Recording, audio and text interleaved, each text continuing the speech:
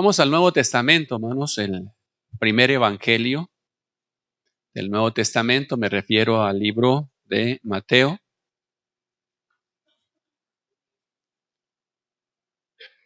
Capítulo 26, ya casi al final del libro, los últimos capítulos. Y vamos a ubicar los versículos 36 al 46. Aleluya. 36 al 46, capítulo 26 de Mateo. ¿Ya lo tienen ahí, hermano? ¿Sí? Bien, hermanos. Voy a pedirle que si puede ir siguiendo la lectura, como usted guste, hacerlo con voz audible o solamente en silencio, pero siguiendo la lectura, lo puede hacer. La palabra del Señor dice: entonces llegó Jesús con ellos a un lugar que se llama Getsemaní y dijo a sus discípulos: sentaos aquí, entre tanto que voy allí y oro. Y tomando a Pedro y a los dos hijos de Zebedeo, comenzó a entristecerse y a angustiarse en gran manera. Entonces Jesús les dijo: mi alma está muy triste hasta la muerte. Quedaos aquí y velad conmigo. Yendo un poco adelante, se postró sobre su rostro, orando y diciendo: Padre mío, si es posible, pase de mí esta copa, pero no sea como yo quiero, sino como tú. Vino luego a sus discípulos y los halló durmiendo, y dijo a Pedro: ¿así que no habéis podido velar conmigo una hora? Velad y orad para que no entréis en tentación. El espíritu a la verdad está dispuesto, pero la carne es débil.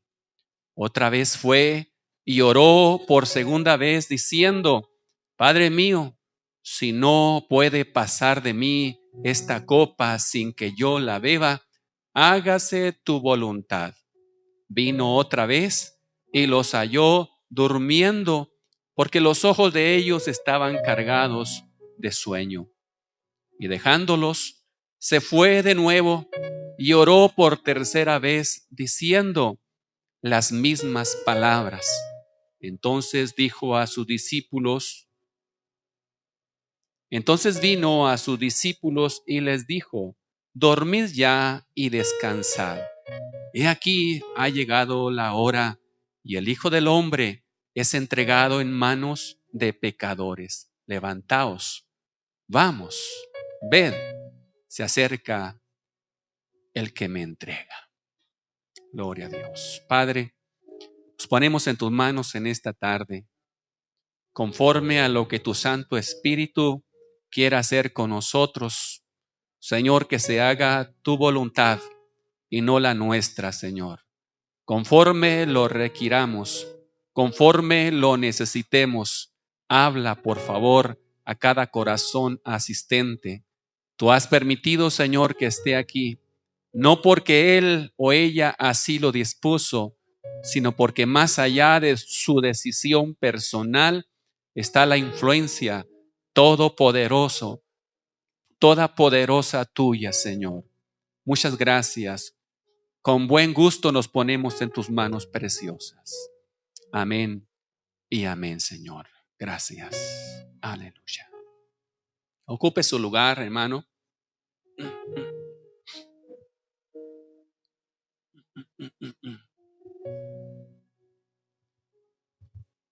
Gloria a Dios.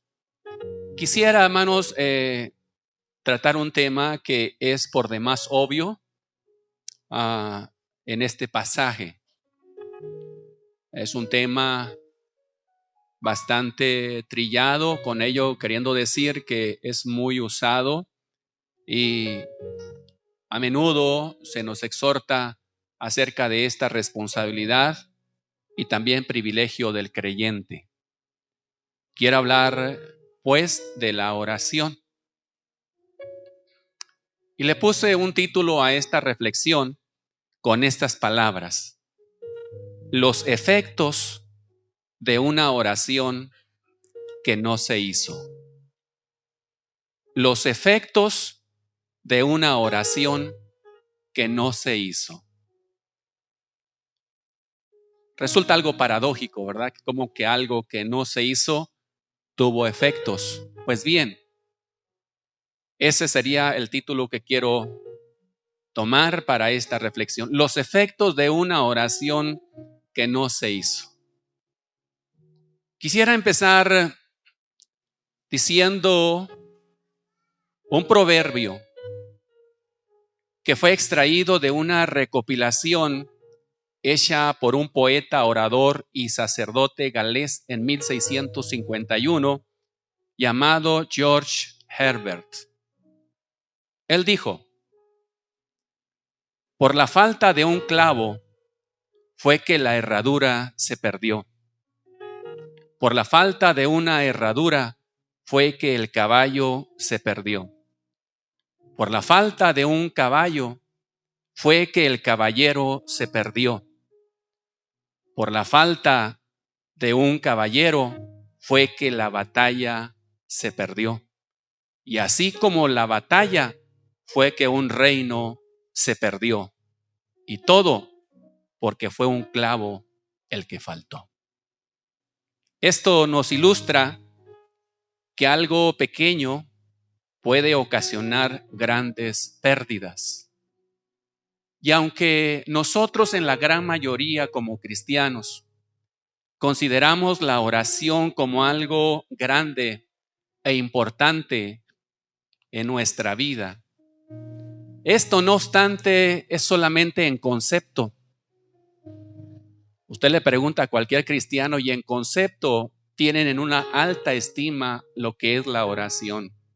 Va a ser difícil que usted pueda encontrar a un cristiano que diga: la oración no sirve para nada y no debemos de hacerla.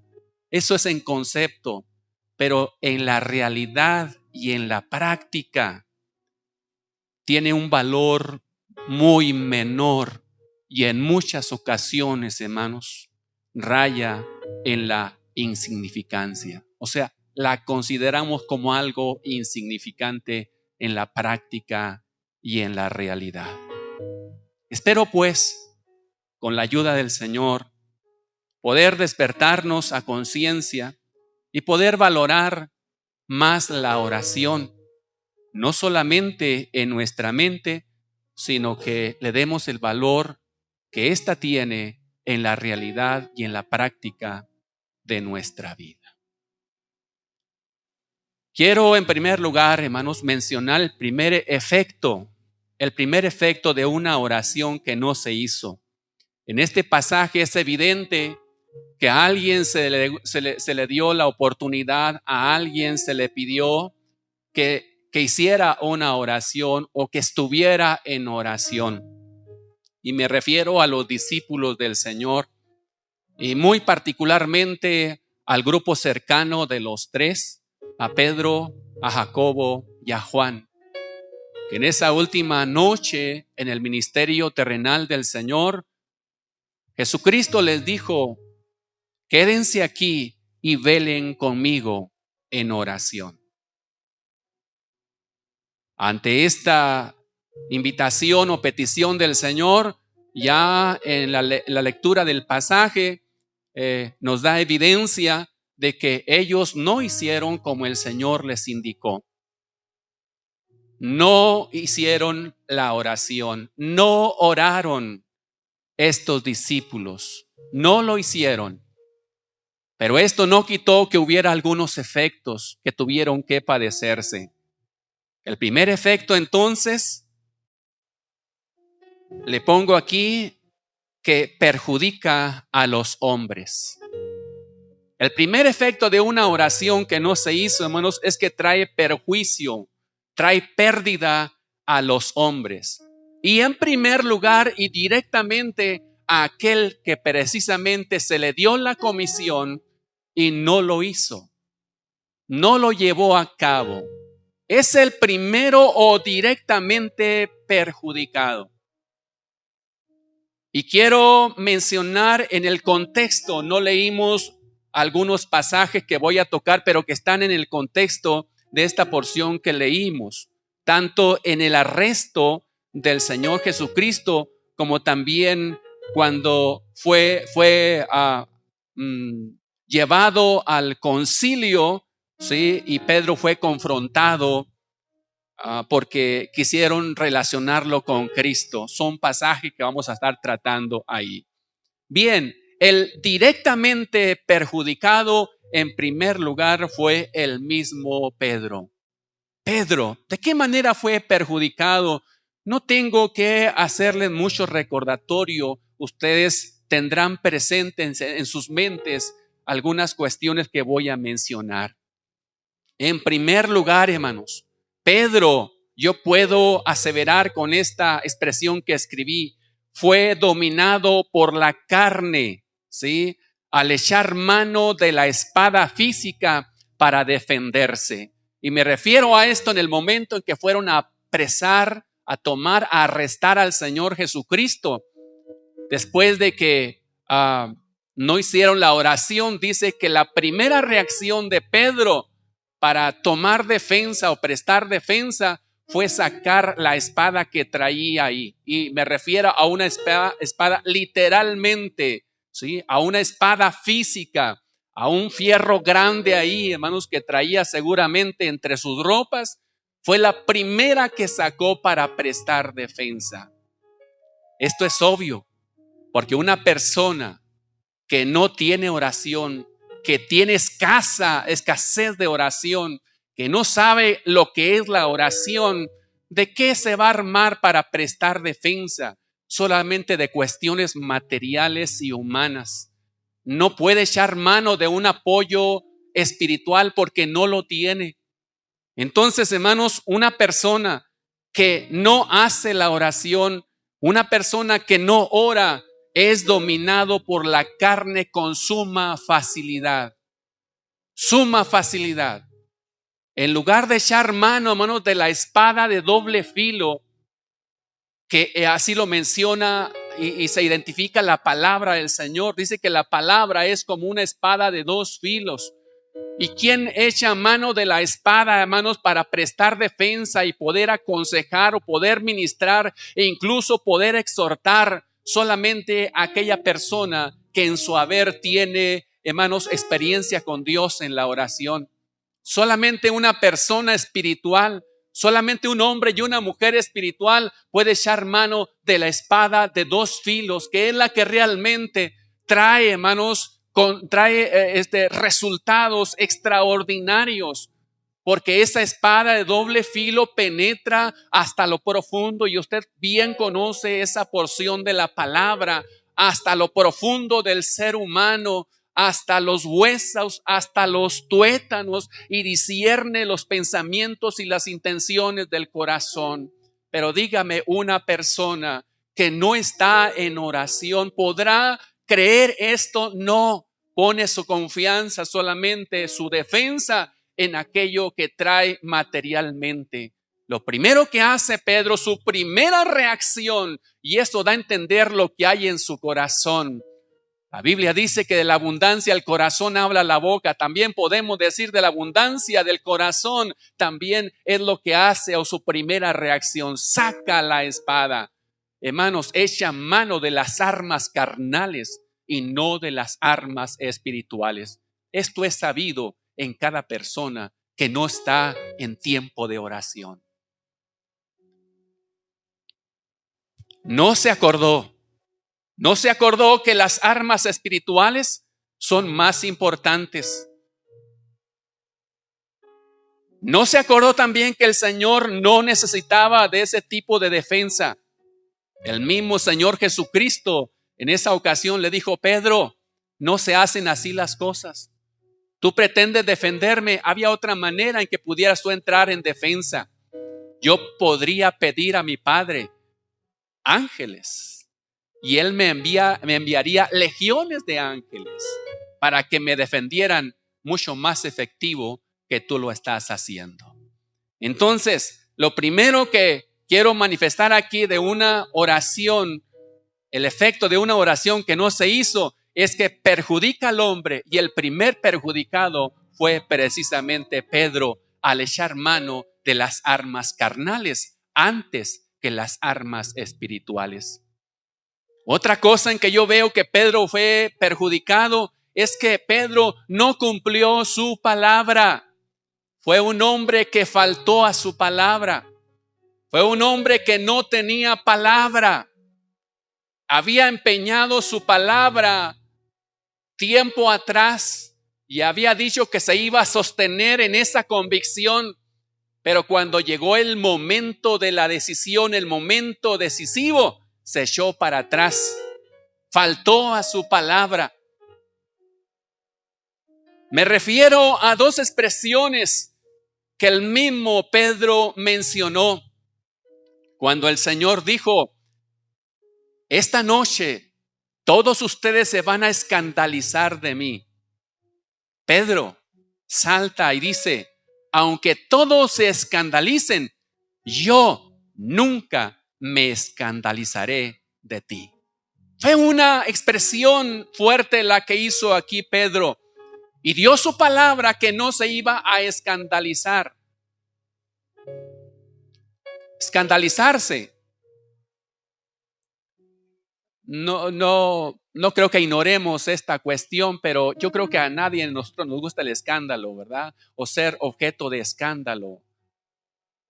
Entre más lejos del escándalo, mucho que mejor, decimos nosotros. No queremos ser objeto de escándalo.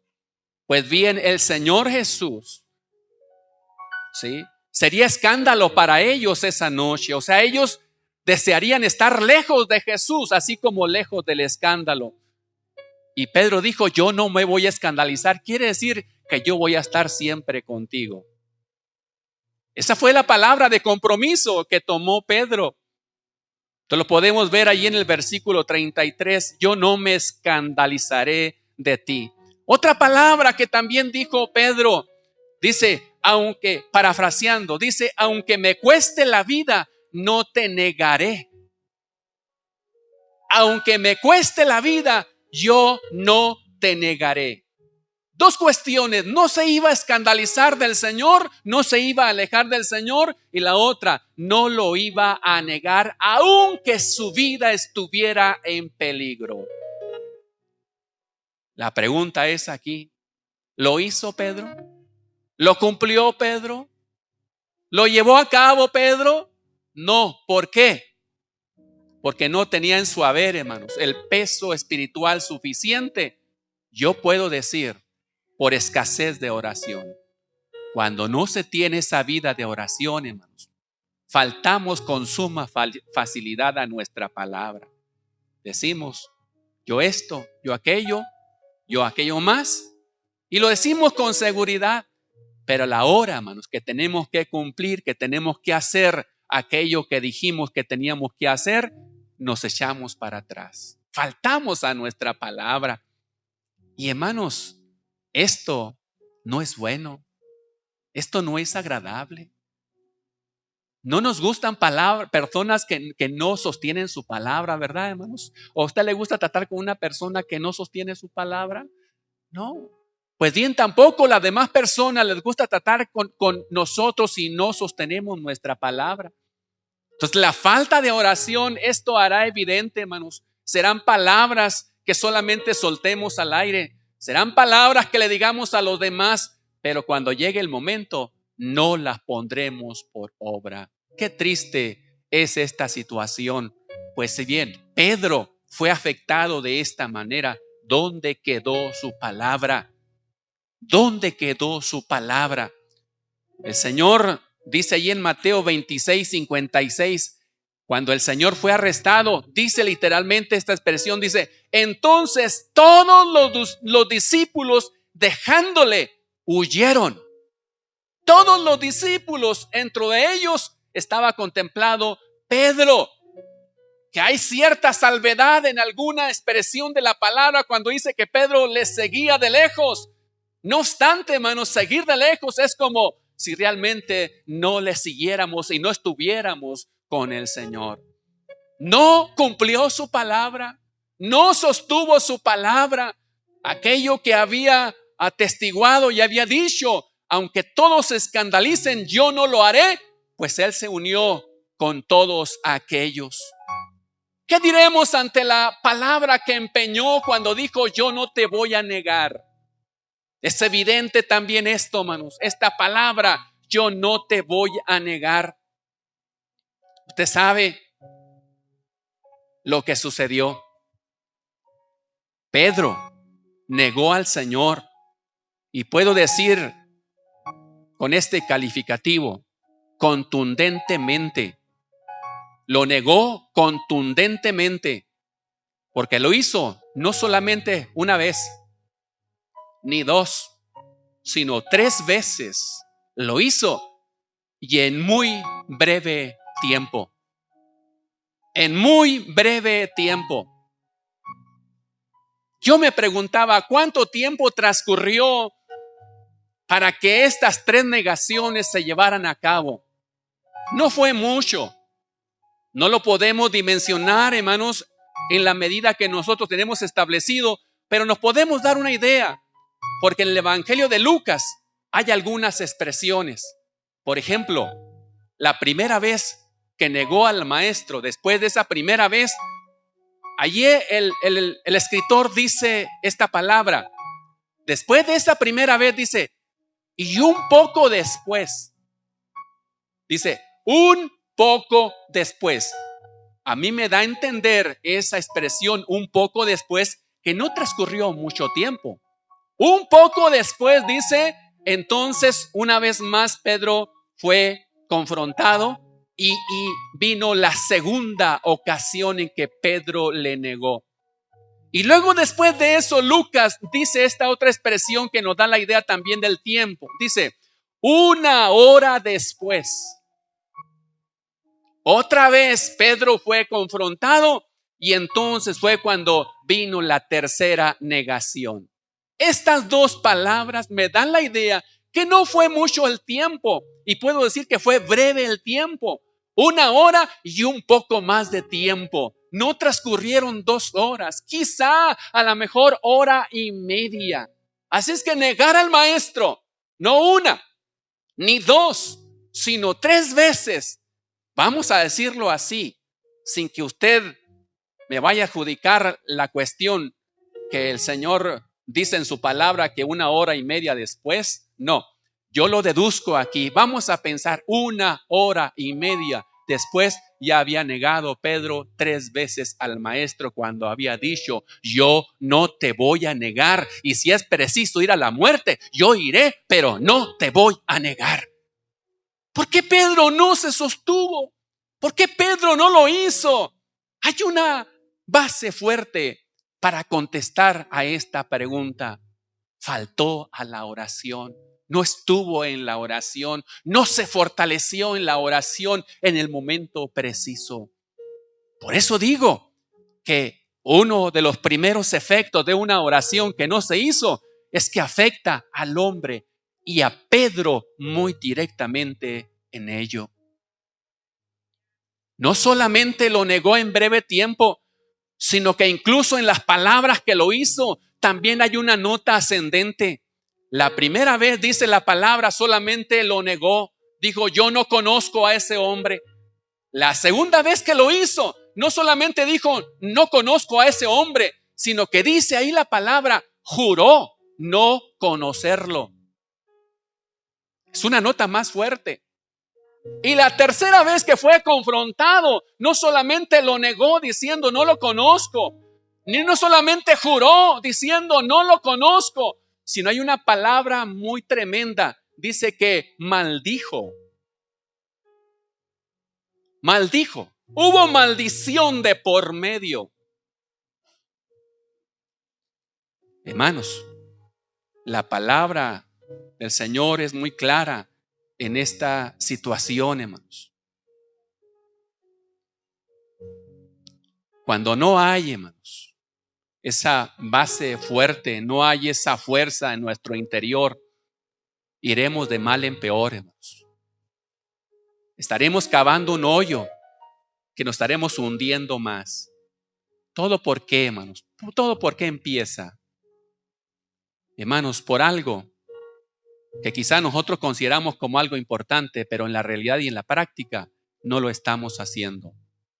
Hermanos, hay falta de oración en nuestra vida, y cuando hay falta de oración, faltamos a nuestra palabra. No somos hombres de palabra, no son mujeres de palabra. No somos hombres que nos fajamos bien los pantalones, no son mujeres que tienen bien fajadas las naguas, vamos a decirlo así.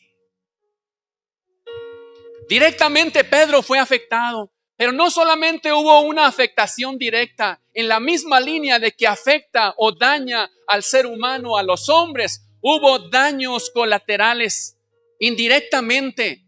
Indirectamente, hermanos, un hombre fue afectado llamado Malco. A Malco le fue mal.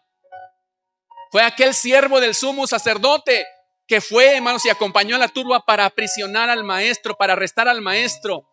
Y fue cuando Pedro sacó la espada y le da, hermanos, un espadazo y se lleva la oreja derecha de Malco.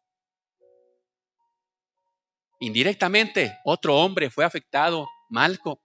Se le quitó la oreja. Dice aquí Mateo, le quitaron la oreja. Hay otro evangelista que dice que le cortó la oreja, pero aquí Mateo dice, le quitó la oreja. O sea que cayó la oreja. Fue cercenada la oreja. ¿De qué manera fue afectado este hombre? Hermanos, en su ámbito y en su área física fue afectada. ¿Todo por qué? Por un hombre que no estuvo en la oración. Cuando no estamos en la oración, hermano, hacemos daño incluso físico a otros. Y permítame un momento alegorizar, hermanos, este incidente de que su oreja derecha se le fue quitada. En otras palabras, permítame hacer esta aseveración que tiene sustento en más pasajes de la Biblia. Se le fue quitado su capacidad de percibir, de oír a este hombre. Al quitársele la oreja, como si se le fuera quitado, le fuera robado la capacidad de oír a este hombre. Alegorizando o haciendo una aplicación espiritual, es la afectación. Cuando hay un hombre que no guarda su testimonio, que se comporta, hermanos, no como el Señor lo espera, ¿sabe qué? Dañamos físicamente, moral y espiritualmente a otros hombres porque conocen quién soy yo y ven mi comportamiento no correcto, y con eso le estamos quitando su capacidad, su sensibilidad para poder escuchar el evangelio. Porque hay muchos, y usted sabe, bien lo sabe, que dicen, para ser como él, para ser como ella, no, así estoy bien.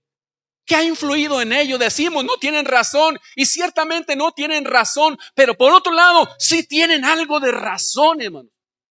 Porque quien debiera darle buen testimonio, hay un momento en que no le da el testimonio correcto, y esto trae afectación, les priva la oportunidad, hermanos, a otros.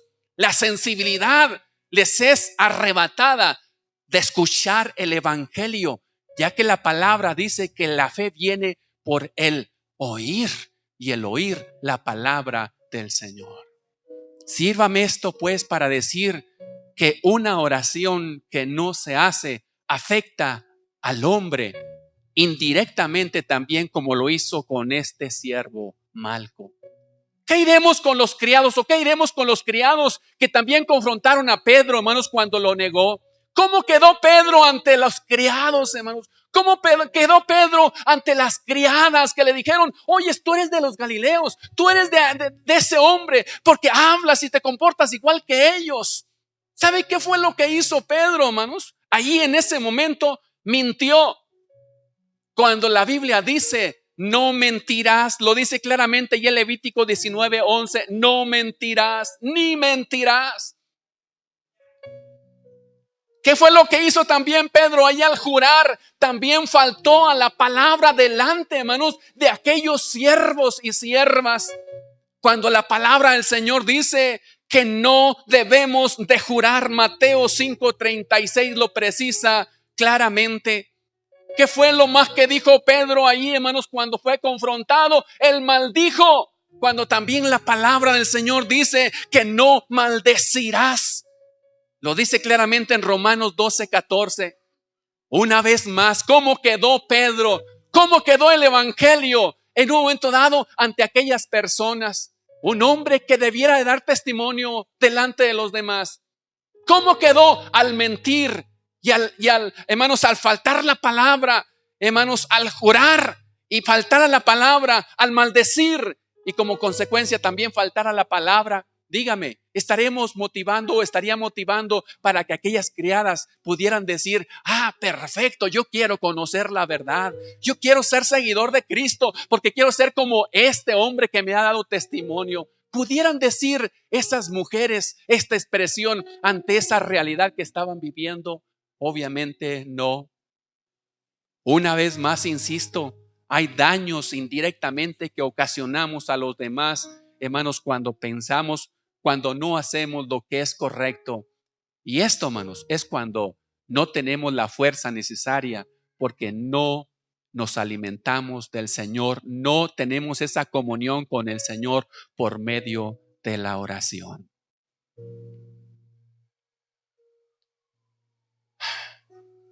¿Con qué cara Pedro pudiera testificarles a estos hombres y a estas mujeres cuando él había fallado de esa manera? No quiero decir que aquellos que han fallado ya están perdidos. Más bien quisiera decir, antes de que fallemos, hermanos, tomemos las previsiones necesarias. ¿Lo podemos hacer, hermanos? ¿Lo podemos hacer? Claro que sí. Tenemos el tiempo, tenemos la exhortación directa de la palabra. Hermanos, ¿para qué esperar sufrir esas consecuencias para corregir nuestra vida cuando tenemos el tiempo que el Señor nos da, nos regala para que lo hagamos? No esperemos ese tiempo. Si no lo hacemos, si no estamos en el tiempo de oración cuando debemos de estar, yo soy perjudicado y también perjudico a aquellos que están a mi alrededor. Segundo efecto.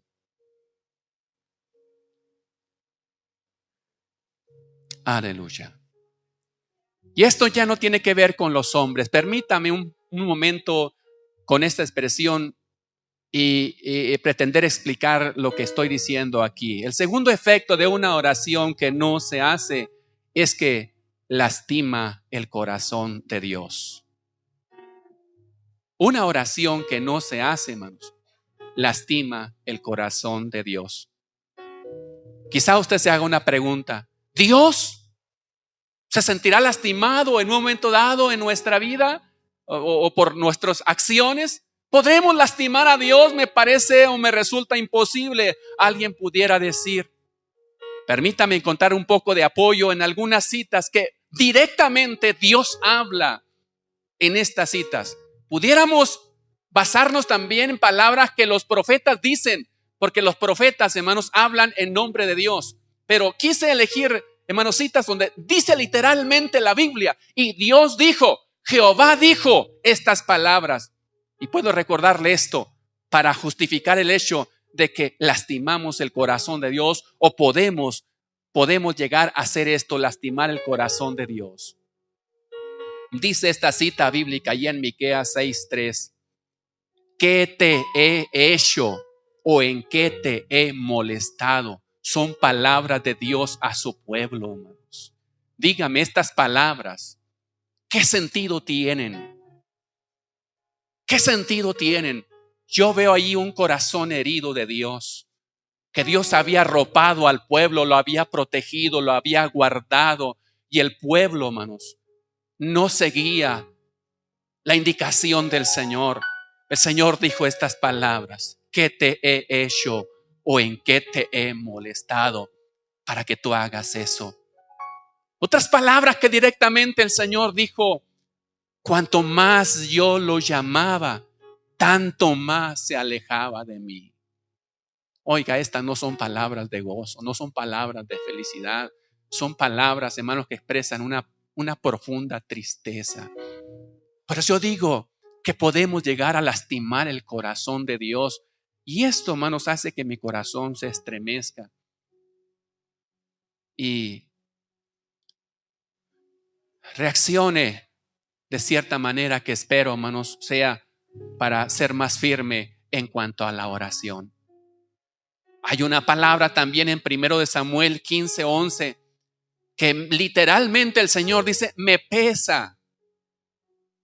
Me pesa. Cuando se refiere a Saúl, hermanos, que no fue obediente. Me pesa, y la palabra pesa viene de pesar. Y si usted busca ahí un sinónimo de pesar, es tristeza, es congoja. O sea que Dios se sentía triste por alguien que no estaba haciendo lo que el Señor le estaba indicando. Por eso yo digo, y tengo base para decirlo, hermanos, lastimamos el corazón de Dios cuando no oramos, cuando no estamos en oración.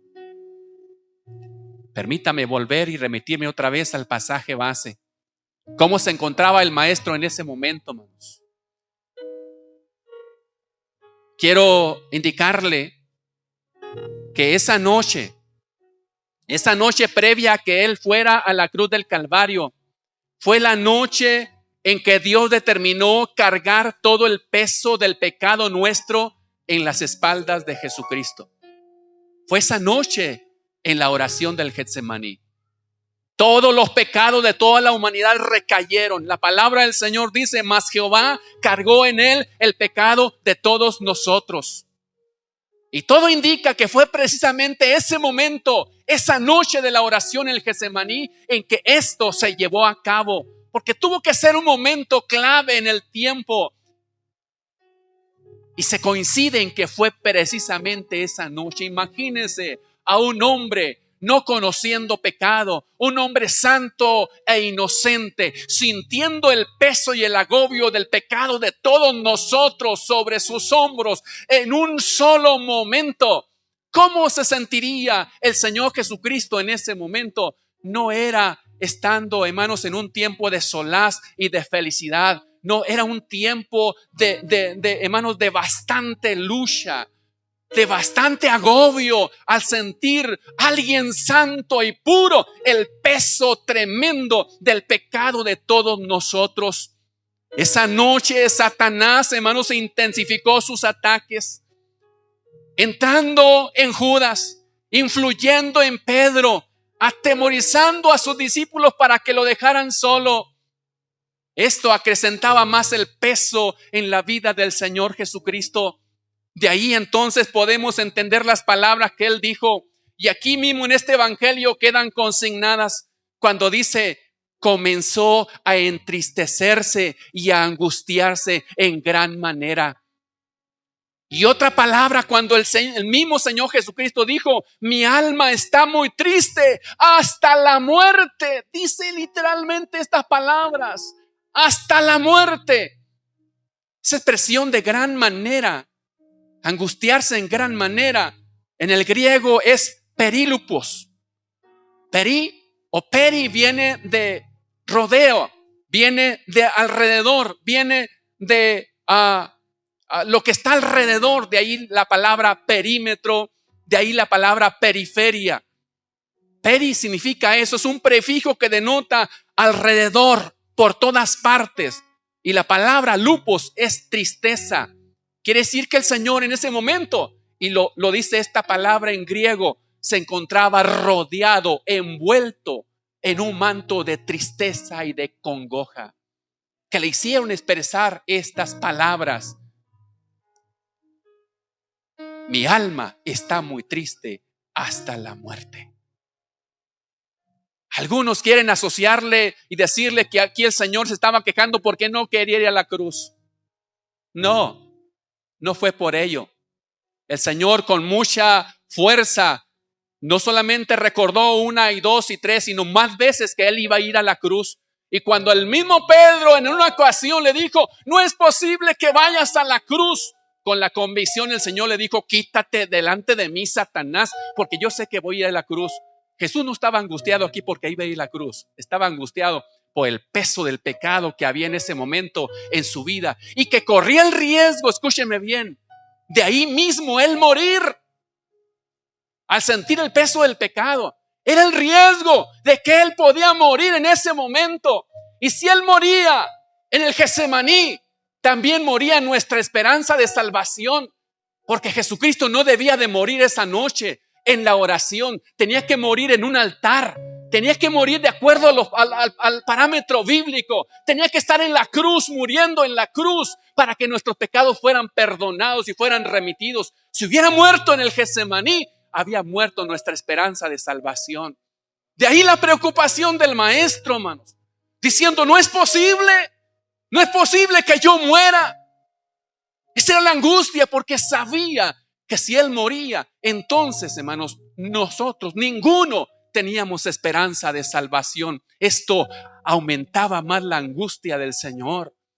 De ahí que la Biblia dice que él, estando en agonía, dice, gruesas gotas como de sangre caían de su frente.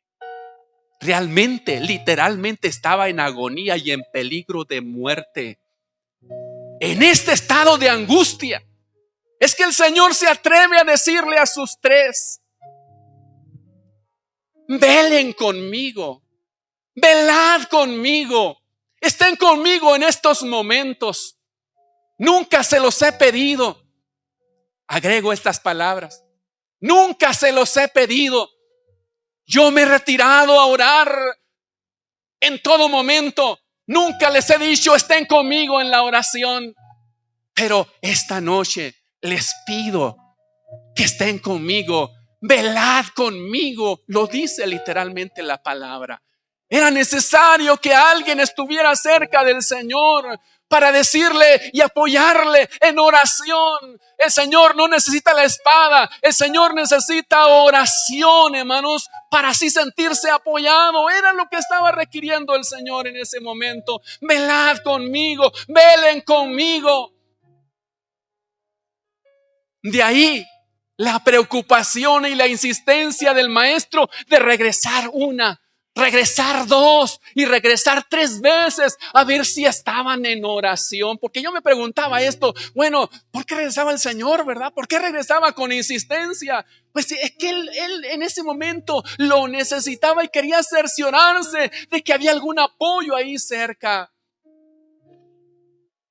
Pero, oh, sorpresa, no la hubo. En ese ambiente de necesidad decisivo, hermanos, el Señor no pudo sentir la cercanía de sus discípulos. Los encontró durmiendo, hermanos. Y ahí esta frase que el Señor les dijo: así que no habéis podido velar conmigo 1 hora. ¿No habéis podido velar conmigo 1 hora? Yo digo entonces, hermanos, que cuando no respondemos a la oración, lastimamos el corazón de Dios. Y sí, así como el Señor necesitaba la oración en ese momento porque estaba en juego la salvación del mundo, yo sigo insistiendo que también, hermanos, nosotros colaboramos, o para que el mundo sea salvo, o para que el mundo se condene, si hacemos o no hacemos oración. Hermanos, lo que más lastimó al Señor Jesucristo no fueron los azotes en la espalda, no fueron las espinas, hermanos, en su frente, no fueron los clavos en las manos y los pies, ni tampoco la lanza en su costado. Lo que más lastimó al Señor, hermanos, y llegó hasta su corazón, fue la indiferencia y el poco compromiso de sus discípulos. Esto sí le hizo expresar palabras de tristeza. Cuando estaba en la cruz, él con toda la frente en alto, Él podía decir: Padre, perdónales porque no saben lo que hacen. Sufrió con dignidad los azotes y las espinas y los clavos y la lanza. No expresó ningún lamento de dolor ante esas manifestaciones de los demás. Pero con los discípulos dijo: ¿no habéis podido velar conmigo una hora? Aleluya. Esto duele a mi corazón. Y cuando voy, hermanos, a leer Zacarías 13:6, cobra sentido, hermanos. Cuando el Señor dice: fui herido en la casa de mis amigos. Dice literalmente este versículo: en aquel tiempo, porque es un pasaje profético, en aquel tiempo le preguntarán: ¿qué heridas son estas en tus manos? Y él responderá: con ellas fui herido en casa de mis amigos. Donde él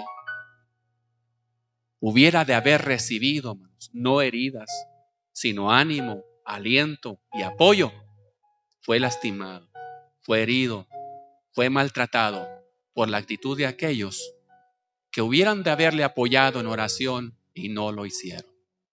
Amados hermanos, con estos dos argumentos quiero motivarles y decirles: es tiempo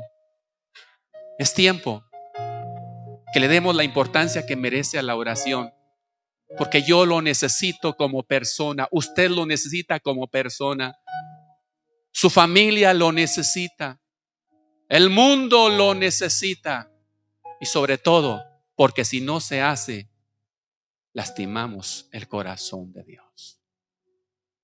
Hay un coro que dice: no hagamos llorar más a Dios. ¿Cuántas veces lo haremos? Lo habremos hecho llorar y sentir, hermanos, dolor en su corazón al ver nuestra actitud. Yo le digo: no lo hagamos más. Vamos a hacer las correcciones en nuestras vidas. Vamos a hacer nuestro reacomodo, hermanos, en el tiempo que Dios nos ha entregado en nuestras manos. No es imposible, hermanos, la oración. El Señor no solamente dijo: los pastores y profetas y evangelistas deben de orar. No, esto fue extensivo a todo seguidor del Señor, a todo aquel que se dice ser cristiano, está comprometido con la oración. La Biblia así lo marca.